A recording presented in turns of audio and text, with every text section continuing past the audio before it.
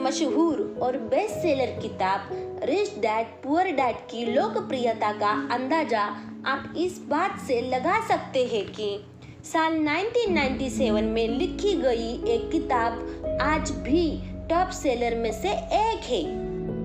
100 से ज़्यादा देशों में 50 से अधिक लैंग्वेज में छप चुकी है। अब तक 4 करोड़ से ज़्यादा इसकी कॉपीज भी बिक चुकी है। इस बुक ने बहुत लोगों की लाइफ चेंज कर दी है, इसीलिए ये बुक लोगों की नंबर 1 पसंद में से एक बन गई है। ये बुक हर फाइनेंशियल यात्रा शुरू करने वाले लोगों को पढ़ने की सलाह दी जाती है। आपको ये समरी सुनने के लिए rich dad poor dad part 1 सुनना चाहिए। ये उस समरी का दूसरा पार्ट है। इस बुक में हमें अपने अमीर बनने की इच्छा के बाद उठने वाले सभी सवालों के जवाब मिल जाते हैं।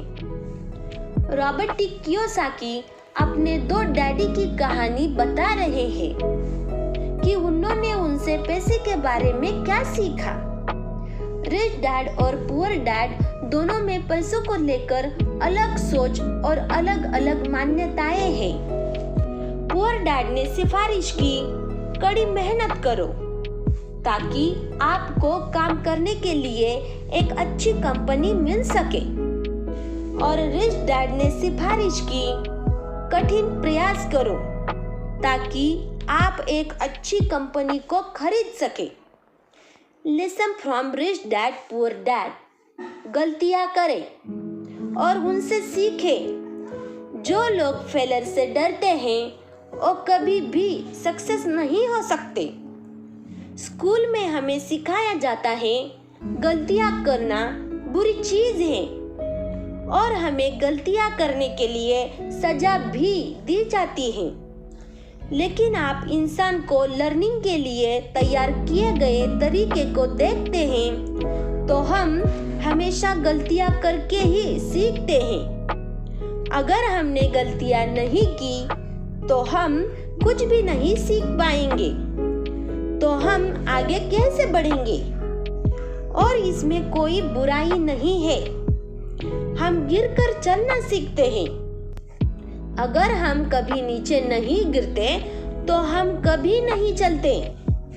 यदि आप उस व्यक्ति की तरह हैं जिसके पास कोई हिम्मत ही नहीं है, तो आप हर बार जीवन में धक्के खाते रहेंगे।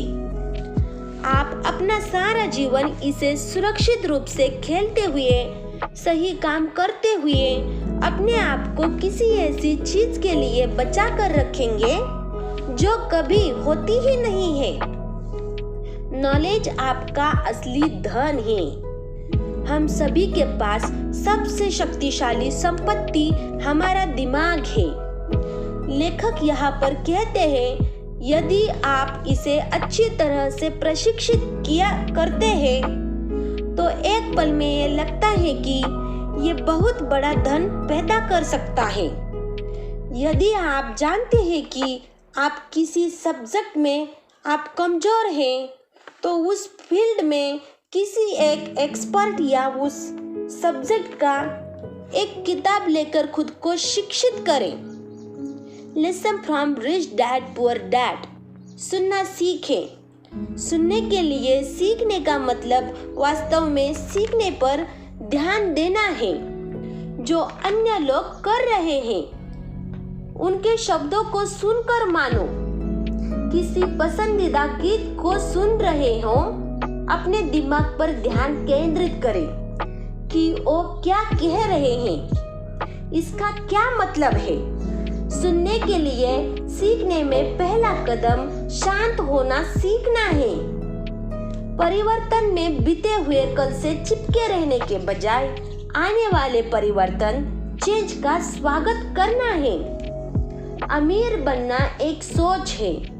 गरीब रहना और टूटा होना, इन दोनों के बीच में बहुत अंतर है। ये बुक सिखाती है कि पैसे का ज्ञान कैसे हासिल करें और अपने जीवन में इसे कैसे लागू करें। अमीर डैडी लेखक को बिजनेस और अमीर बनने के लिए हमेशा प्रोत्साहित करते थे।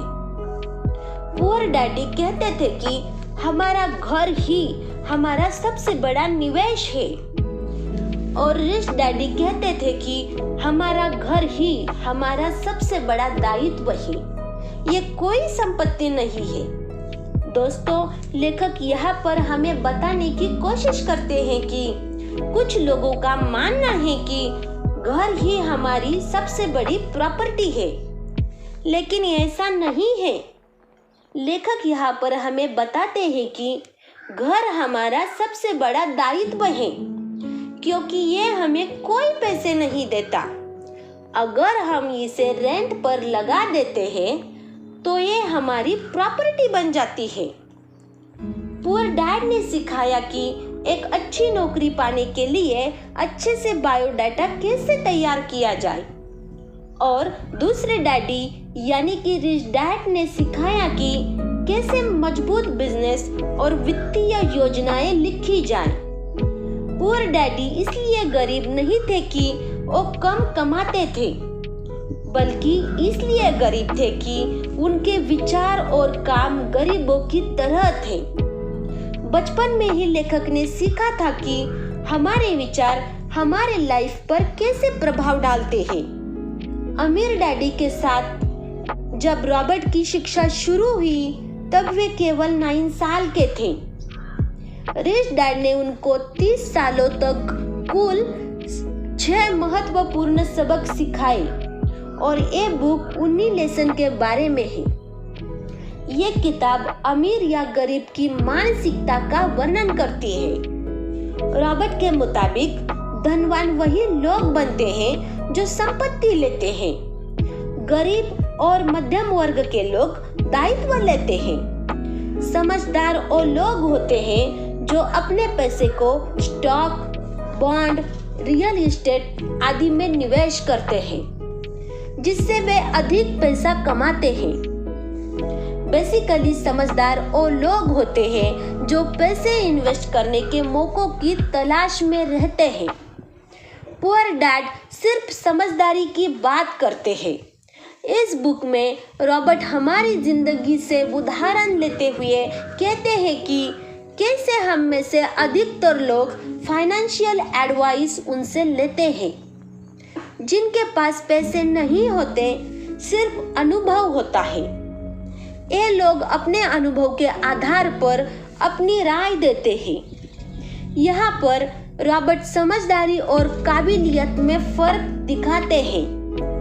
किताब के टाइटल में रिच डैड काबिलियत का सूचक है और पुअर डैड समझदारी का। कियोसाकी लकी थे कि उन्हें दोनों तरह के व्यक्तियों से एडवाइस लेने का मौका मिला।